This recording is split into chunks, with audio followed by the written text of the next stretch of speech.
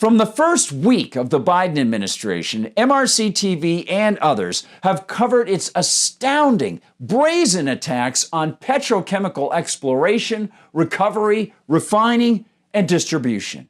And we discuss the inherently unconstitutional nature of federal claims to control the land, sea, mixing, transport, and trade of the oil and gas that consumers so dearly desire.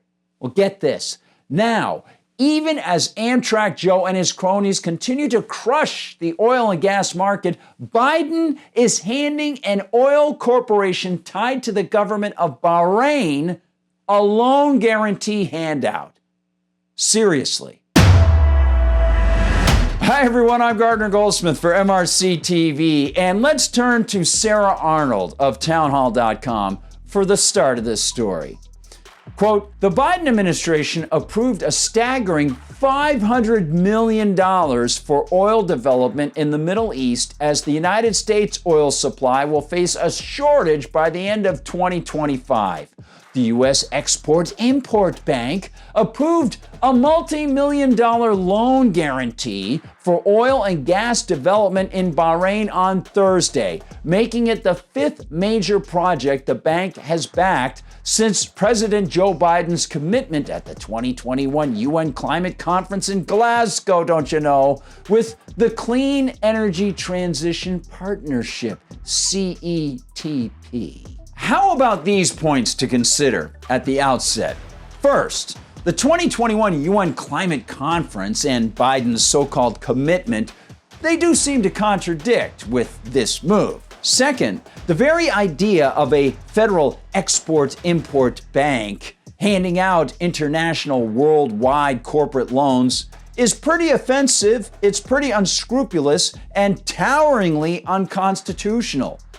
It would be morally and constitutionally wrong for the feds to hand out domestic loans or loan guarantees or any other kind of subsidy.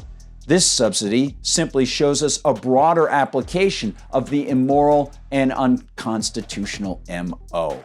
Quote, the $500 million of financing was 5 times larger than what lawmakers were expecting. The bank told Bloomberg News that the loan guarantee will increase the production of oil and the availability of gas to meet the future energy demands of Bahrain. Perhaps Joe Biden can do a takeoff of Gene Kelly dancing in the desert with an open umbrella that shields him from a shower of oil as he croons, I'm singing for Bahrain, just singing for Bahrain. Yeah.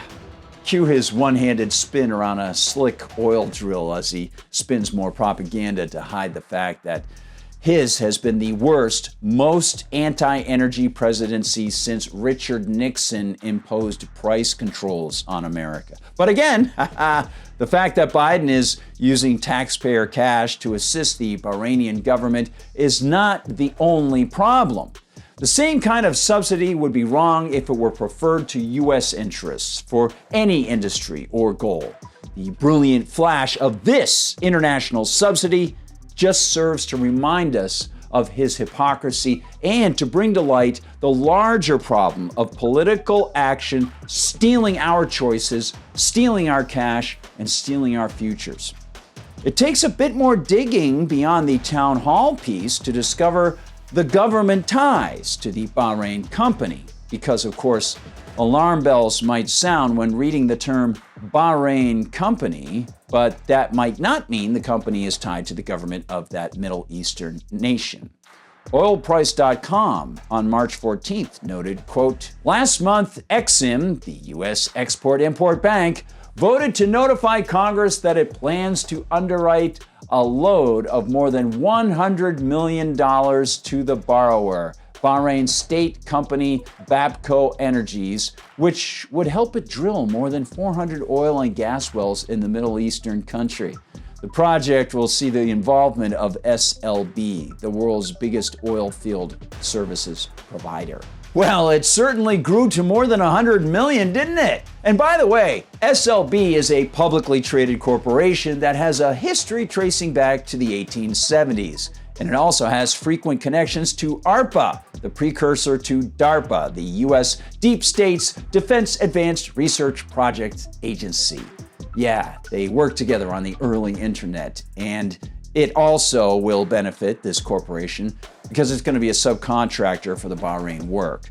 The takeaway here being that, again, government favoritism fueled by U.S. central bank created money and by taxation of you and your progeny all are working together to shower profits and oil onto not the free market, but a crony fascist system that simultaneously works to suffocate market-driven and market-answered demand and supply increases in what we can get for energy, while it feeds the parasites who eat away at our lives. This is just one example. It is galling, given the international nature of it, but it lets us see how the entire paradigm of government loans, loan guarantees, so-called investments, and other canards are poison and stand in utter contempt of peace and freedom. Thanks for watching, everybody.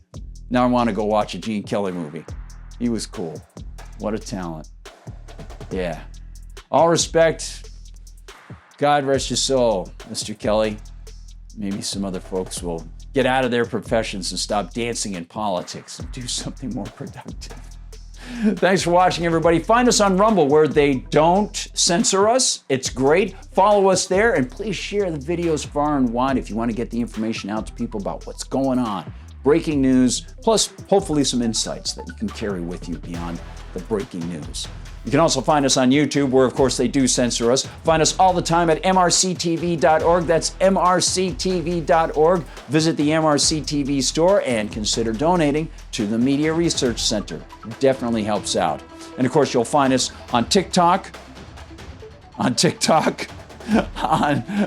Instagram, and on Twitter/X. If you want to find me on Gab, it's at Gardner Goldsmith, and on Twitter, I'm at Gard Goldsmith. For MRC TV, thanks for watching. I'm Gardner Goldsmith.